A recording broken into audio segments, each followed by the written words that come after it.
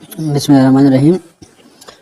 इस वीडियो में हम चैप्टर नंबर 6 फिज़िक्स क्लास 9 और क्वेश्चन नंबर 6 को हम न्यूमेरिकल क्वेश्चन को हम हल करेंगे। तो इससे पहले हम बाकी सारे जो न्यूमेरिकल्स हैं वो हल कर चुके हैं। तो हमारे पास जो न्यूमेरिकल है ये यहाँ पर इसको हम सारे हल कर चुके हैं पिछली वीडियोज़ में। 1 2 3 4 ये सारे हल कर चुके हैं और आज हमने जो है क्वेश्चन नंबर 6 को हल करना है, ये भी हल कर चुके हैं। तो आज हमने क्वेश्चन नंबर 6 जो है इसको हल करना है। तो ये क्वेश्चन नंबर 6 हमारे पास है। अगर देखा जाए तो यहाँ पर कहते हैं कि 2 horse power electric motor gives energy to a system that lifts load of 100 kg to a height of 10 meter in 1.5 seconds. Calculate the output work done by the motor on the system. And second कह रहे हैं कि B में output load lifted by the system and C में बता रहे हैं कि efficiency of the system. अब यहाँ पर मैंने इस क्वेश्चन को जब रिव्यू किया तो यहाँ पर ये जो 100 kg है यहाँ पर अगर हम लगाएंगे तो ये हमारे पास जो जवाब है वो गलत आता है। और दूसरा ये कि जो 2 हॉर्स पावर की मोटर है वो उसमें इतनी पावर नहीं होती कि वो 100 kg का जो वेट है उसको उठा सके।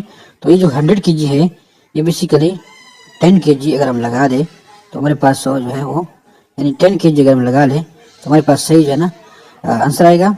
तो ये जो 100 है ये क्या है 10 kg है इंस्टेड ऑफ यानी ये 100 kg जो है यहाँ पर अगर हम देखें यहाँ पे 100 kg नहीं, यहाँ पर हमारे पास ये 10 kg का लोड है। तो इसको हमने पे 10 kg लिखना है, क्योंकि अगर हम 10 kg लिखेंगे तो हमारे पास ये जवाब आता है, ये सही जवाब आता है 980। और अगर हम 100 kg लगाएंगे तो 980 जो है ना ये नहीं आता, ये फिर गलत जवाब आता है। तो इसके अलावा जो परसेंटेज वो भी हमारा डिस्टर्ब हो जाता है। तो यहाँ पर हमने 100 की बजाय 10 kg को लगाना है। तो यहाँ पर हमारे पास जो मोटर है वो 2 हॉर्स पावर इलेक्ट्रिक मोटर है और उसके बाद यहाँ पर हम 100 की बजाय 10 kg लिखेंगे। जो लोड है, लोड हमारे पास यानी ये होगा 10 kg होगा और हाइट 10 मीटर है और टाइम है 1.5 सेकेंड्स।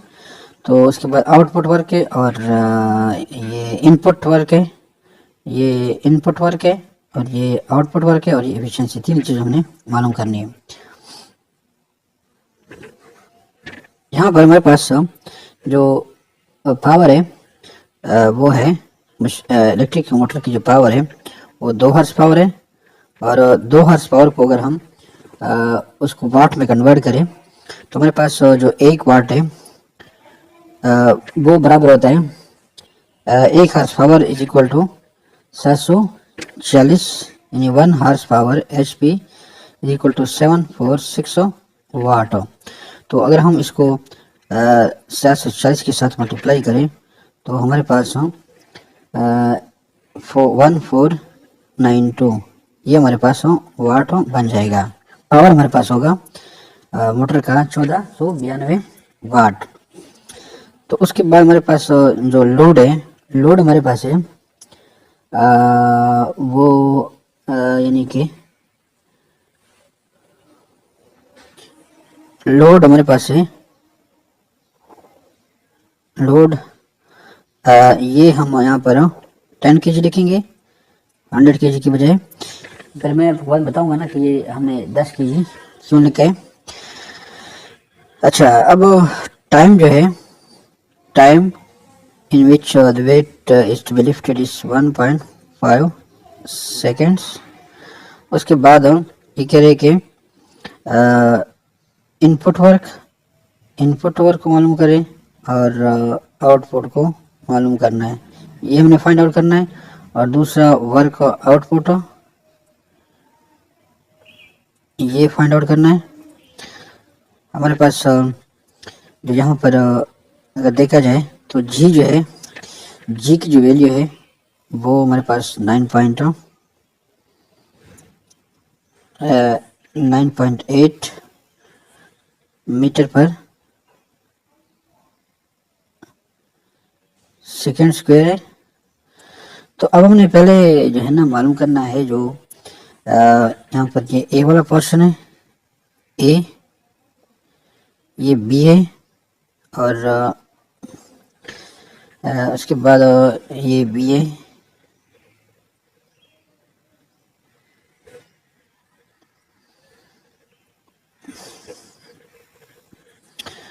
बी,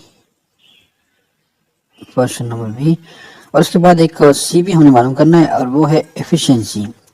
सी हमारे पास होगा एफिशिएंसी, एफिशिएंसी।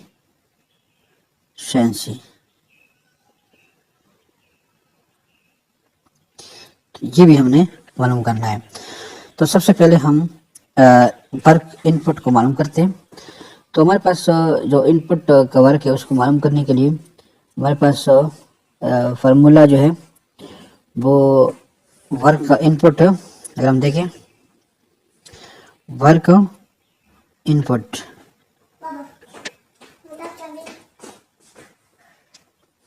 ये हमारे पास है पावर जरा टाइम। तो अब इसमें पावर जो है हमारे पास ये है 1492 वाट जरा 1.5 सेकेंड्स। तो अब वाट जो है हमारे पास जो इसको अगर हम देखें work input that will be equal to 1492 जरा 1.5 अब वाट जरा सेकेंड्स।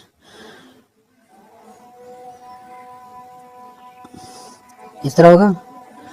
उसके बाद 1492 जरा 1.5, तो इससे आएगा 2238। अब जो वर्क है, ये जो वाट है, वाट हमारे पास है, वाट बराबर होता है जूल पर सेकंड के बराबर होता है, और हमारे पास टाइम है सेकंड। तो ये सेकंड और सेकंड कट जाएगा, तो हमारे पास सिंपली जूल जो है रह जाएगा 2238, यानी कि 2238 जूल। ये हमारे पास वर्क जो है इनपुट हो जाएगा। तो ये 2238 जूल आ गया। उसके बाद हमने पोर्शन बी को मालूम करना है, और ये है वर्क आउटपुट।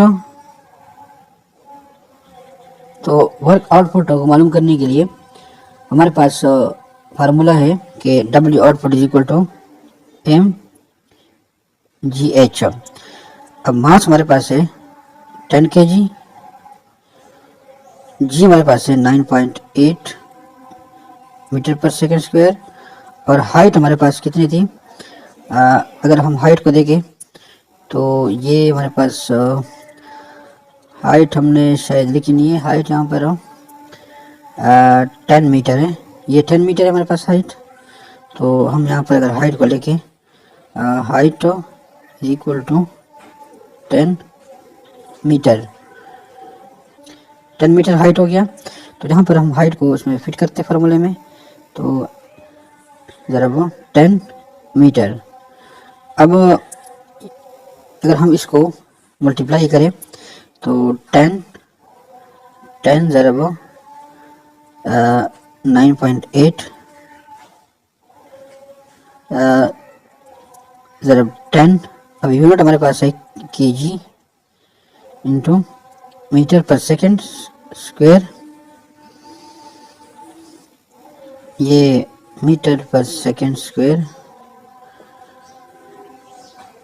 किलोग्राम मीटर पर सेकेंड स्क्वायर जरा मीटर।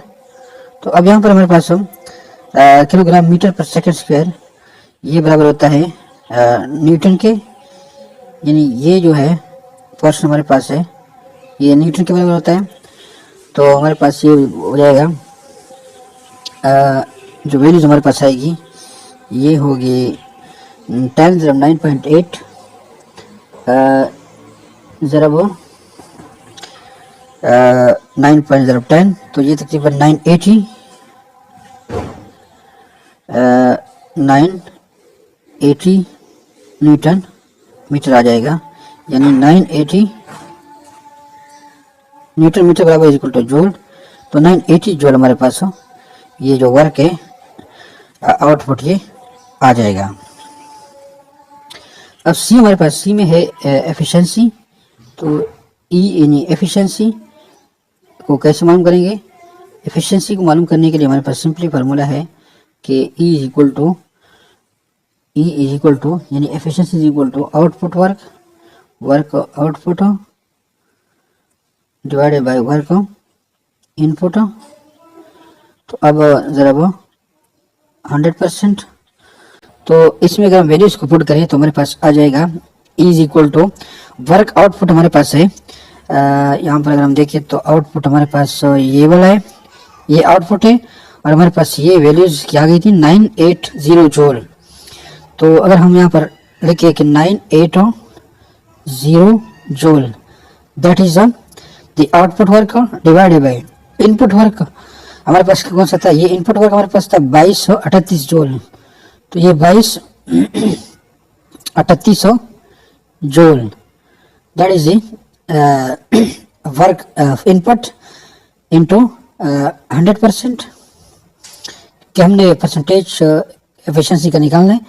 तो अब 980 divided by 2238 by into 100 that is equal to, अगर हम इनको मल्टीप्लाई यानी इसको कैलकुलेशन करें तो हमारे पास एफिशिएंसी जो आएगी ये हमारे पास आएगी तकरीबन 43.78%।